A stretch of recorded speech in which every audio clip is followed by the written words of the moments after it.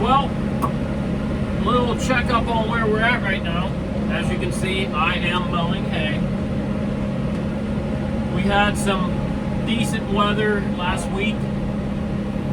I can't even remember. I think we made the hay. I think I mowed last Monday.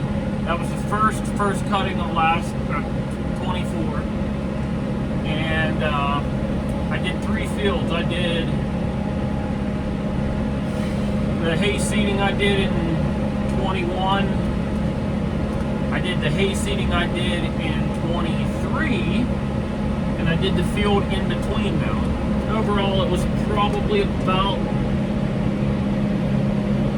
10 to 11 acres, something like that. Did pretty decent on those 2 fields. The one field was pretty light, but the other 2 fields, I averaged somewhere like 9.5 bale to the acre. So I was pretty happy with that. Got everything individually wrapped. And yeah, so now I mowed the piece in front of my house. I'm mowing the piece beside my house. I'm gonna mow the piece behind my house, and we're gonna do the round top all in one night. So roughly it's about 37 acres of hay that I'm gonna drop. I know you're probably like, that's ridiculous, and it is, especially for me, or for Doug and I, to do by ourselves.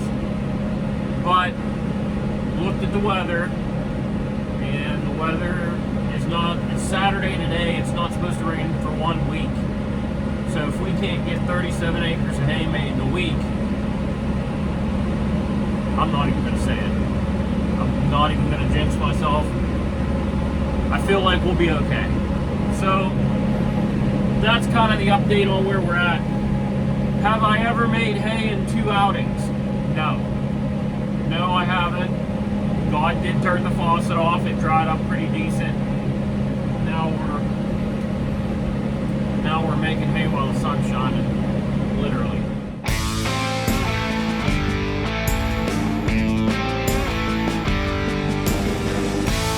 The hay seeding that I did this spring, you're actually going to be able to see it here in a few seconds. It's awesome. Look right behind me right now. See that dark green? Oh yeah. Oats are coming up great. Clover and alfalfa coming up right underneath of it. It's looking pretty awesome. Went there, checked it. Some of the oats actually are trying to, start to go to head. So I'd probably say I'm, 3-4 weeks away, maybe 3 weeks away from making that. Like I said, some of them, we're talking like less than 5% of them are trying to make head already, so I'm not really sure why, but yeah, so that's going to be some awesome stuff right there. That field turned out really, really nice, and I'm hoping that once we get the first cutting off of it, I'm going to hit it with some fertilizer and really kick her into high gear. So another update on the corn. The corn has been planted and sprayed. I just mowed that field behind me up here, and you can see the corn pretty well from the back of that field, and it's up probably about a foot. Overall, it looks really good. Hopefully the weather this week doesn't mess with it too much. The weather this week is calling for, they actually just put out an excessive heat warning.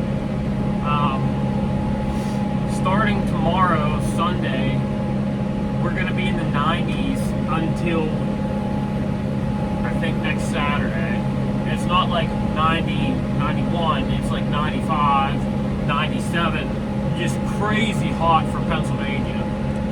So, as with anything, when it gets that hot, pop-up thunderstorms can happen. I would just hope that holds off until we get all this made, but the corn will probably need a pretty good drink by the end of this week.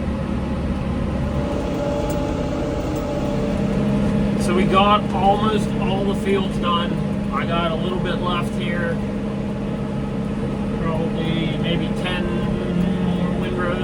horsepower. And as you saw in that clip right there, yep, 500 hours on the machine.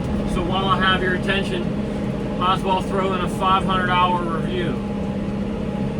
Overall, I'm super pleased with the tractor. The only codes that I've had from this tractor is a low fan speed one, and then the other one was the EGR valve issue, which was under warranty, so they just replaced the EGR valve sensor, I think it was, because the valve itself was fine, but it was the sensor that went bad. Mechanically or electronically, that's the only thing that has gone haywire with the tractor in the first 500 hours. Don't want to jinx myself, but everything seems to be working really, really well. Pluses for this tractor, again, I'm going to hit on that transmission. I have the Power 8 transmission, and as you heard me click right there, I went down a gear and then back up a gear as I was coming down around a bend. I love it. I mean, you pick your A, B, C, and D, although I don't use road gear D very often. A, B, C, D, and then you have 8 gears in each one of those ranges. So, love the transmission. As I alluded to in another video, when I was talking about the JD Link. Alright, like I said in the previous video, regarding the JD Link, all new 5 Series have a JD Link modem in them already, right out of the factory. I'm still messing around with mine, still trying to learn the ropes here, but it's really nice to get a text message from Daniel, my JD mechanic in the area, and says, hey, just check your tractor, make sure there's no codes, everything's good, have a good hay season, thumbs up. So him to be able to remote into my machine and see what's going on with it, especially if something were to break, is pretty awesome. Not only that, the availability to see what fields, you know, we've been in, what we've been doing, is pretty awesome as well. I'll give you an example. I forget what the wife and kids and I were doing one day, but somebody called me. I can't remember how it all went, but my father-in-law was actually using the tractor to brush hog my tractor, and I could see, you know, where he was at, how fast he was going. I could pretty much in real time see where he was at on the farm. So that would be super helpful if this wasn't a quote family farm, and we, you know, had hired help or whatever. You could tell how many hours that person sat in the tractor, how long they ran it, how hard they ran it, what they were doing. You know, did they miss any places planting or cutting hay or whatever? That's all there. And then also you have the the geofence option, that you can set a geofence on your farm, so anytime your tractor would leave that certain area, it'll send you a notification that your tractor's outside of the geofence. So, like I said, tons of things that I haven't really got involved in yet, but are all options on JD Link. I'm like super geeked out with the different things that you can use the command center for, the what do they call it? Op center, operations center. What kind of data you can mine from there? It's really pretty interesting. I really can't believe that I'm saying this, but this is like the last 2 windrows of first cut in 2024, and it's June 15th.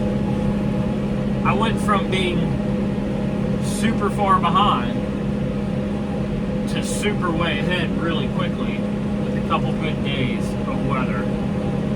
Now, I will say, in the past, I also didn't plant as much corn. So, you know, if this were 3 years ago, 2 years ago, I would still have 2, 5, 7, 9. I'd still have at least 12 acres to mow. Well, actually, you consider that piece in the back, I'd have almost 16 acres left to mow. So I wouldn't even be close to being done. But just with the different rotations, with corn in these fields on either side of the round top, and then a new hay seeding down over the bottom, you know, we're ahead. It's nice. It feels nice. But yeah.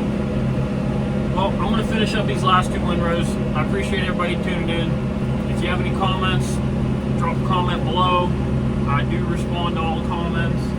And yeah, I guess, you know, we're pretty close to the garage project being done. So we'll have a grand reveal on that one hopefully very soon. So, all right, guys, we'll catch you on the next one. See ya. As I alluded to in another video, when I was talking about the JD Link, all new